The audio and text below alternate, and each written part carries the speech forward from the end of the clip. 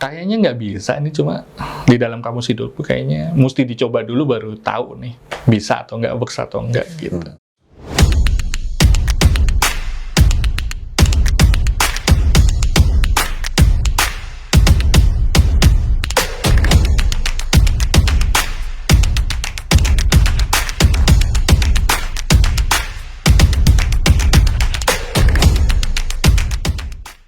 Selamat datang di Meramu Rasa.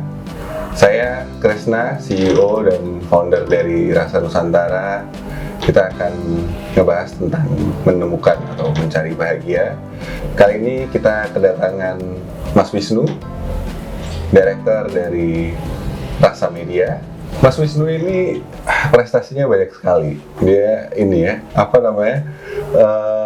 pernah juara Eagle Awards gitu kan. Terus juga ada nominasi di perfilman Indonesia. Apa tuh namanya, lupa saya. Festival Film Indonesia. Festival Indonesia. Wah, itu jadi apa tuh, Bis? Director dan juga produser film dokumenter. Double, 2. Sibuk banget. Itu maksudnya apa ya? Emang sangat-sangat mencintai dunia perfilman atau? Enggak sih, lebih karena nggak mau honornya dibagi-bagi aja, jadi produser sama director dibagi sendiri, ini sendiri, dikasih sendiri gitu. Menarik. Kalau gitu ini dong, kita mulai aja ya, langsung ceritain deh gimana Mas Wisnu tuh pengalaman bahagianya, terutama waktu masih kecil tuh, masa kecilnya Mas Wisnu tuh gimana sih? Oh, kalau masa kecilnya dulu di Solo ya tentu ya gitu ya.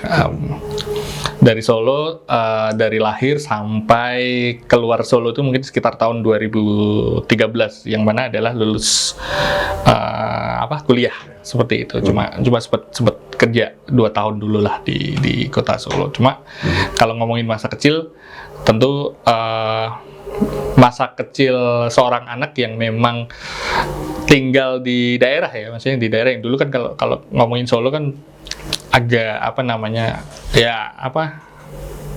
kota yang lambat gitu ya, kota yang dulu main bola di jalan raya pun masih bisa gitu. Kalau sekarang kan udah nggak bisa gitu. Mungkin kalau ngelihatnya gitu. Nah masa-masa kecil itu bahagianya yang semacam itu, jadi main petak ngumpet, kemudian main bola di jalan tadi, kemudian sepak bola sarung, kemudian galasin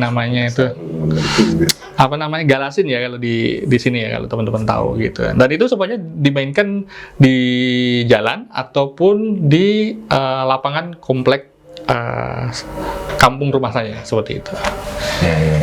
Itu aja udah bahagia. Dulu sih nggak kenal gadget gitu ya, belum mengenal gadget. Jadi ya semuanya activity-nya semuanya dilakukan secara fisik gitu. Jadi mungkin secara emosional ya emang harus kalau pengen bahagia ya harus mengalami dulu gitu. Kalau mungkin kalau dibandingkan sekarang kan udahlah, bisa lah satu orang anak satu gadget udah seneng lah gitu ya. Mungkin itu jadi senjata ya, itu nanti kita ngomongin lebih jauh ya soal itu. Iya.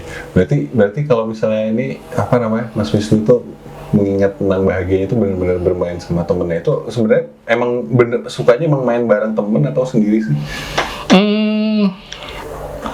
Main sama temen sih tentu ya. Maksudnya ketika di sekolah gitu ya, pagi main bola, kalau kita ngomongin main bola gitu ya, pagi main bola, istirahat main bola, pulang jam 12 siang juga main bola gitu ya, kemudian istirahat sebentar jam 4 sore sampai menjelang maghrib main bola. Kalau nggak dijemput ibu ya pada waktu itu mungkin nggak akan berhenti gitu. Mungkin bukan dijemput kali, disuruh pulang mandi gitu, betul, karena udah menjelang maghrib. Aku juga dulu waktu SD terutama tuh bener-bener pokoknya tiap ada waktu istirahat tuh bener-bener main bola. Kalau bisa main bola deh. Sampai ya bener sih, bukan dijemput. Udah ayo pulang, dipaksa sedikit ya. Kalau enggak bener-bener sampai maghrib, selesai maghrib tuh udah ya ini bener-bener nunggu temen udah pada nggak ada, baru kita nggak bisa main kan. Betul. Iya, itu rasanya itu juga. Terus nah mulai SMP SMA gitu kan, ya berarti kan udah mulai, mungkin nggak cuma main bola aja nih tuh, mulai menemukan apa tuh selain main bareng, main bola? Mulai mengeksplor tempat-tempat yang pengen aku kunjungin sih sebenarnya seperti itu. Aku dibesarkan dengan tradisi mungkin ibu ya khususnya karena ayah juga di luar pulau ya, jadi mungkin secara kedekatan geografis maupun jiwa gitu ya itu mungkin agak jauh gitu. Tapi kalau ibu gitu ya, karena anaknya cuma 2, jadi begitu protektifnya. Jadi ketika aku pengen nge-explore tempat-tempat baru, bawa sepeda gitu ya, aku harus diem-diem gitu. Jadi begitu SMP gitu ya, kalau nggak nekat gitu ya, misalnya colongan gitu, belajar motor sama punya temen istilahnya gitu, kemudian ke tempat-tempat yang aku pengen ke danau ini nih untuk mancing gitu, atau aku pengen ke ke taman ini nih, pengen nyobain duduk di sana seperti apa ya, penasaran aja sih, pengen mengeksplor. Jadi SMP SMA dihabiskan dengan mengeksplor banyak tempat-tempat baru gitu. Oke. Yang paling menegangkan apa tuh? Explore gitu. Mungkin kalau SD kali ya, waktu itu diajak mancing sama teman-teman gitu. Cuma kan nggak boleh ya, biasa gitu. Cuma kemudian aku dengar kata mancing itu baru pertama kali ya. Dalam benakku ya mungkin enak kali ya, tinggal lempar kail terus dapat ikan gitu. Jadi pengen nyobain aja gitu. Masa kecilku kayak gitu. Jadi pamitnya ke orang tua kemana gitu, ternyata naik sepeda. Mungkin jaraknya ya 5-6 kilo dari rumahku. Jadi kalau dulu waktu kecil kayaknya jauh banget ya naik sepeda gitu ya. Terus akhirnya ketahuan gitu sama orang tua.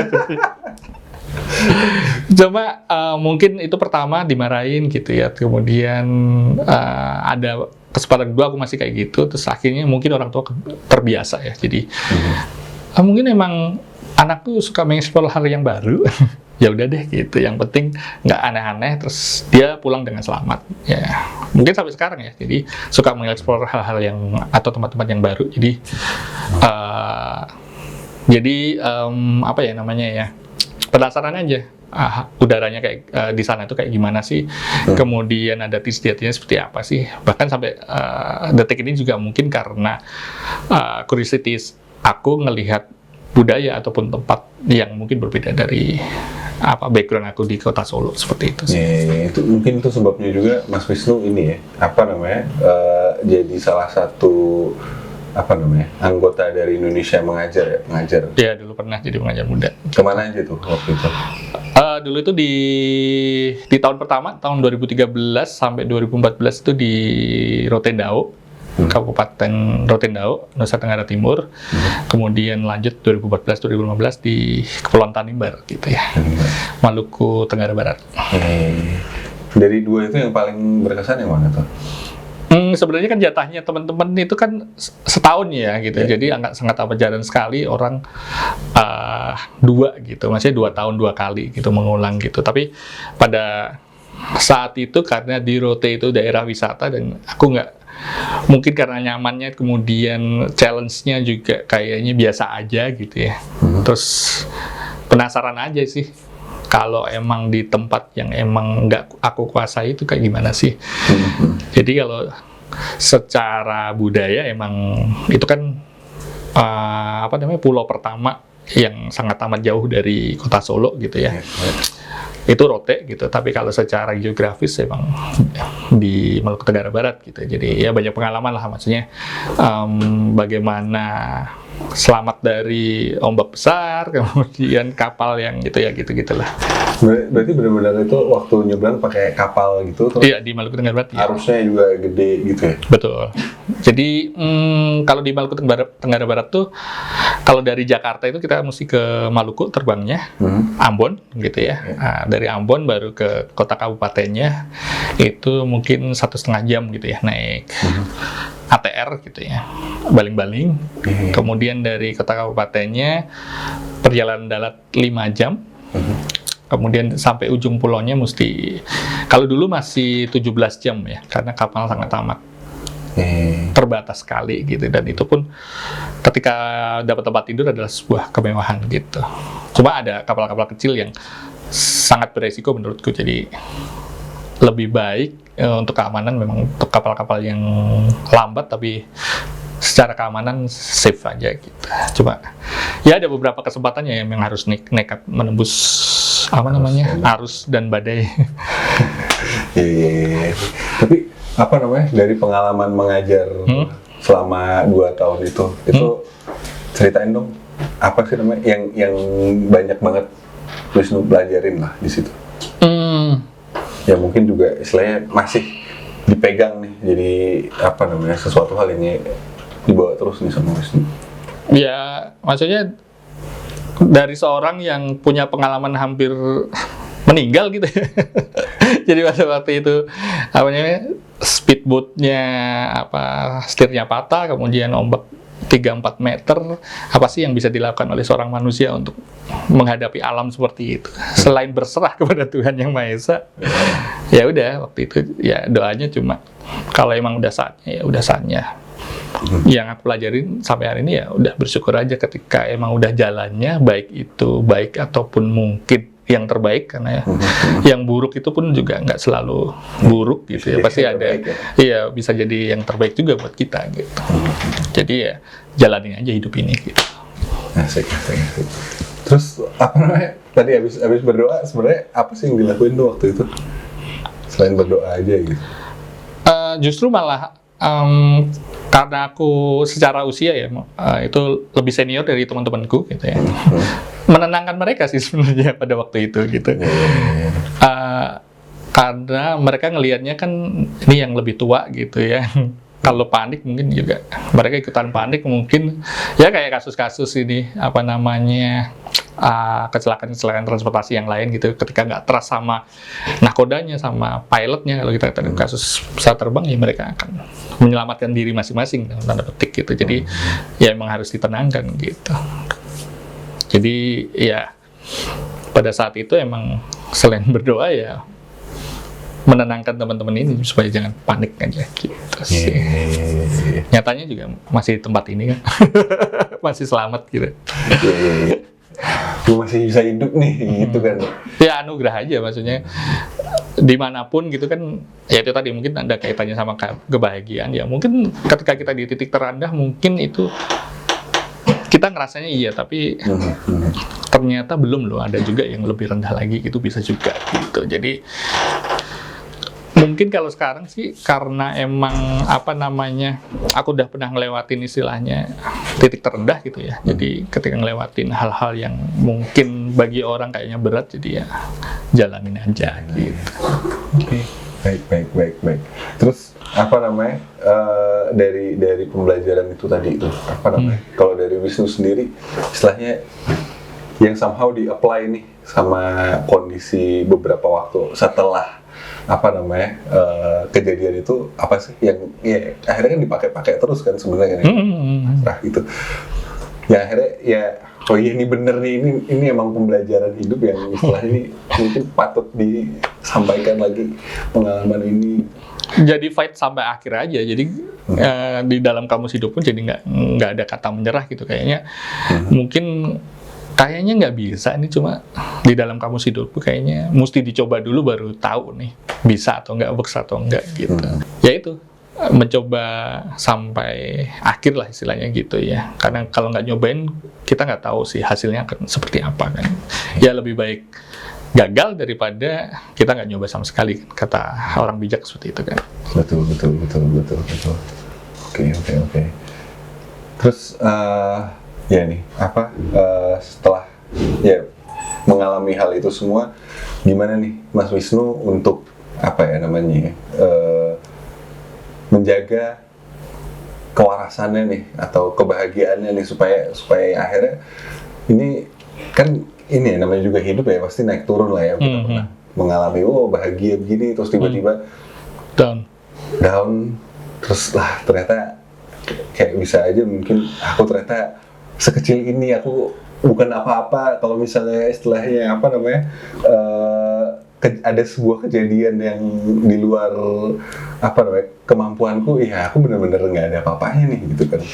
Nah itu apa nih yang istilahnya dirimu lakukan nih supaya istilahnya tetap oke, aku bertanggung jawab nih untuk hal ini nih, untuk ya salah satunya kebahagiaan untuk Mas Wisnu sendiri. Ya, alih-alih buat diri sendiri kan tadi seperti yang aku sampaikan gitu ya, setelah berdua kan aku menenangkan temen kan ya. Jadi ya alih-alih membuat diriku selamat sendiri, istilahnya seperti itu ya. Gimana kita bisa punya impact kepada orang lain kan gitu. Sekecil apapun gitu ya. Ya simpelnya adalah ketika kita tahu teman ataupun orang sekeliling kita itu bahagia, itu sih udah cukup ya. Maksudnya kalau bahasa klisenya seperti itu sih. Gitu. Nih, jadi Mas Wisnu ini juga istilahnya ini ya, memikirkan untuk ya ngasih dampak nih ke sekelilingnya lah ya. Gitu kan. Itu memberikan kebahagiaan di situ. Iya.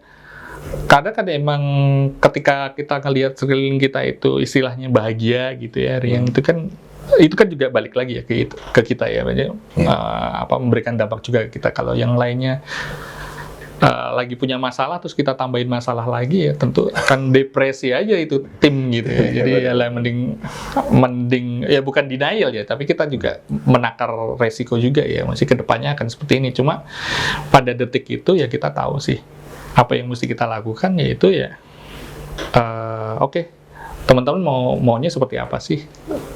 Kalau dalam topik kebahagiaan, teman-teman apa yang bisa gue lakuin kalau bahagia gitu. Ya. Terus kalau misalnya nih untuk membagi impact ini tadi nih, kan sebenarnya kan udah beberapa pengalaman mungkin dari Mas Wisnu sendiri tuh ngalamin menemukan kebahagiaan bareng sama temen-temennya gitu kan. Nah, ke depan nih apa nih yang Mas Wisnu mau lakuin nih untuk akhirnya ngasih impact, memberikan kebahagiaan ke sekelilingnya gitu? Iya, banyak inline sama profesi yang dijalani sekarang kan ya, director ya, filmmaker. Dulu idealnya adalah bikin film-film yang bermutu, menang kejuaraan dan sebagainya gitu. Tapi sekarang ya sekedar memberi impact aja gitu. Jadi ketika aku bikin film, setidaknya subjek ataupun tokoh dalam filmku itu bisa berubah lah hidupnya, dan kita bantulah menyuarakan di dalam medium yang lebih luas lagi seperti itu. Gitu. Terus kenapa masuk ke perfilman gitu kan ya? Dan ini gimana tuh, apa relasinya dengan bahagia?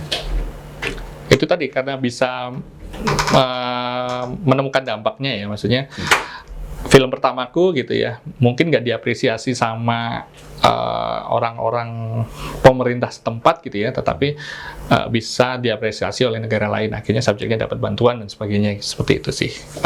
Terus orang-orang yang mungkin dapat masalah gitu ya, misalnya gitu ya, kalau kita ngomongin dokumenter gitu, terus mereka nggak tahu nih harus berbuat apa, tapi melalui medium film kita bisa bantu nih suarakan, mungkin ke pemerintah juga, mungkin bisa ke pihak-pihak yang memang bertanggung jawab tentang hal itu gitu. Kalau ngomongin budaya ya berarti ke Dewan Kebudayaan dan sebagainya. Ya banyak hal sih, maksudnya kalau kita ngomongin dokumenter, kita ngomongin film itu kan spektrumnya luas sekali. Ya. Tapi kenapa tuh awal-awal akhirnya masuk ke ranah perfilman tuh secara sadar sengaja atau kecemplung aja? Kalau buat konten kayaknya lebih enak kecemplung ya. Enggak. Emang ini sih, maksudnya suka berbagi ya, istilahnya seperti itu ya. Jadi pada waktu itu emang sejak SMA, kuliah itu sebenarnya suka film, cuma nggak punya wadah tempat. Suka film, pengen bikin film tapi nggak punya wadah. Jadi aku filmmaker yang lahir bukan dari komunitas, tapi belajar otodidak gitu. Jadi mungkin kalau secara teori mungkin akan berbeda sama teman-teman yang punya basic pendidikan atau latar belakang seperti itu. Gitu. Tapi karena saking pengennya bikin film dan nggak punya, jadi apa yang ada ya aku manfaatin untuk bikin film seperti itu.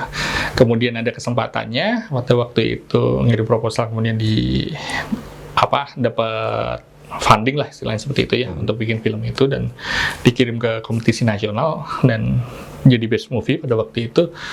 Ya udah, tadi membaca tanda-tanda juga kan, berarti kan memang mungkin ini jalannya. Dan setelah bikin film berkali-kali terus ada dan dampaknya juga selain saya rasakan juga teman-teman yang tokoh yang ada di dalam film itu juga merasakan dampaknya, ya kenapa enggak kita lanjutkan gitu. Oke. Kalau gitu aku sekarang tanya ini, udah mundur depan, nah ini sekarang lebih ke depan lagi nih. Boleh. Kira-kira kalau dari Mas Wisnu nih, apa nih sesuatu hal yang mungkin Mas Wisnu mau lakuin ke depan, atau bahkan menurut Mas Wisnu nih perlu ngelakuin terus nih ke depannya gitu? Itu apa sih tips-tipsnya nih? Ini masalah jadi filmmaker gitu atau dalam hal apa nih? Relate ke menjaga kebahagiaan yang dijaga oleh Mas Wisnu.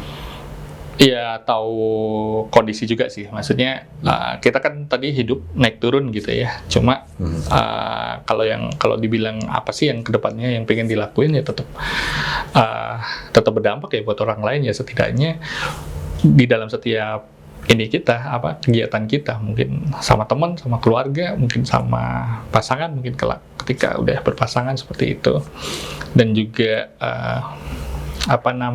lingkungan sekitar gitu. Setidaknya ketika ada perubahan ke arah yang lebih positif, itu kan juga sumber kebahagiaan tersendiri buat saya gitu. Klisenya seperti itu, Mas Kresna. Oke. Terima kasih Mas Wisnu. Sama-sama. Tadi aku udah banyak belajar juga dari Mas Wisnu tentang bagaimana menemukan atau mencari bahagianya Mas Wisnu. Itu kan yang pertama, aku tadi belajar bahwa ya untuk kita bisa bahagia ya kita harus mengeksplorasi diri kita sendiri, bahkan itu kan mengeksplorasi juga lingkungan kita. Karena pada akhirnya kedua hal itu harus berjalan bersamaan supaya akhirnya kita jadi tahu nih apa yang kita suka, siapa diri kita gitu kan ya. Dan selanjutnya juga yang paling menarik tuh Mas Wisnu mengalami near death experience mungkin ya, yang itu juga akhirnya sesuatu hal yang Mas Wisnu pegang, yang mana kita ya tetap harus berpasrah juga kepada Yang Maha Kuasa. Terus juga akhirnya kita juga berusaha juga untuk tetap memberi impact ke sekeliling kita, yang mana akhirnya itu juga ternyata bisa memberikan dampak juga, semangat juga untuk diri kita, diri Mas Wisnu, untuk akhirnya bisa bahagia dan tetap bahagia untuk diri sendiri dan bahkan sekelilingnya. Seru banget